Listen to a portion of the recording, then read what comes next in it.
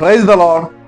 ಮತ್ತಾಯನು ಬರೆದ ಸುವಾರ್ತೆ 5ನೇ ಅಧ್ಯಾಯ 2ನೇ ವಚನ ಈ ರೀತಿಯಾಗಿ ಹೇಳ್ತದೆ, ಆತ್ಮದಲ್ಲಿ ಬಡವರಾಗಿರುವವರು ಧನ್ಯರು, ಪರಲೋಕ ರಾಜ್ಯವು ಅವರದು ಎಂಬುದಾಗಿ.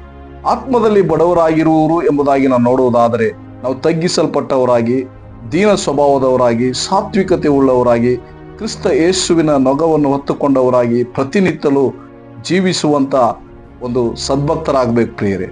ಅಷ್ಟು ಮಾತ್ರವಲ್ಲ, ನನಗೆ ಎಲ್ಲ ಗೊತ್ತಿದೆ, ನನಗೆ ಎಲ್ಲವೂ ತಿಳಿದಿದೆ ಎಂಬ ಅಹಂಕಾರವನ್ನು ಬಿಟ್ಟು ನಾವು ಪ್ರತಿನಿತ್ಯ ವಾಕ್ಯದಲ್ಲಿ, ಪ್ರಾರ್ಥನೆಯಲ್ಲಿ ನಾವು ಪವಿತ್ರಾತ್ಮನ ಶಕ್ತಿಯನ್ನು ಆತುಕೊಂಡು ಜೀವಿಸುವಂತ ಒಂದು ಕಾರ್ಯವಾಗಿದೆ. ಆತ್ಮದಲ್ಲಿ ಬಡವರಾಗಿರುವುದು ಎಂಬುದಾಗಿ ಇನ್ನೊಂದು ಕಾರ್ಯವನ್ನು ನೋಡೋದಾದರೆ, ನಾವು ಆತ್ಮಿಕ ವಿಷಯಗಳಲ್ಲಿ ದಾಹ ಉಳ್ಳವರಾಗಿರಬೇಕು. ನಾವು ಆತ್ಮಿಕ ಕ್ರಿಸ್ತ ಯೇಸುವಿನ ಕಾರ್ಯಗಳಲ್ಲಿ ತೃಪ್ತರಾಗದೆ ನಾವು ಇನ್ನೂ ಆ ಕ್ರಿಸ್ತ ಯೇಸುವಿನ ಕಾರ್ಯಗಳಲ್ಲಿ ದಾಹ ಉಳ್ಳವರಾಗಿ, ಹಸಿವೆ ಉಳ್ಳವರಾಗಿ ನಾವು ಜೀವಿಸುವಂತ ಕಾರ್ಯವಾಗಿದೆ. ಆದ್ದರಿಂದ ಸ್ನಾನಿಕನಾದ ಯೋಹಾನನು ಹೇಳುವ ಹಾಗೆ, ನಾನು ತಗ್ಗಿಸಲ್ಪಡಬೇಕು, ಕ್ರಿಸ್ತ ಯೇಸುವು ಹೆಚ್ಚಿಸಲ್ಪಡಬೇಕೆಂಬುದಾಗಿ.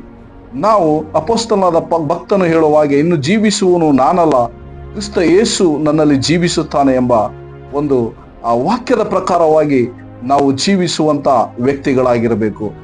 ಆವಾಗ ನಾವೇನಾಗ್ತೇವೆ ಅಂದ್ರೆ, ಆತ್ಮದಲ್ಲಿ ಬಡವರಾಗಿದ್ದುಕೊಂಡು ಕ್ರಿಸ್ತ ಯೇಸುವಿನನ್ನು ಪ್ರತಿನಿಧಿಸುವವರಾಗಿ, ನಾವು ಸಾಕ್ಷಿಗಳಾಗಿ, ನಾವು ಫಲಭರಿತ ಜೀವಿತವುಳ್ಳವರಾಗಿ ಜೀವಿಸಲಿಕ್ಕೆ ಸಾಧ್ಯವಾಗ್ತದೆ ಮತ್ತು ಪರಲೋಕ ರಾಜ್ಯ ನಮ್ಮದಾಗುತ್ತದೆ.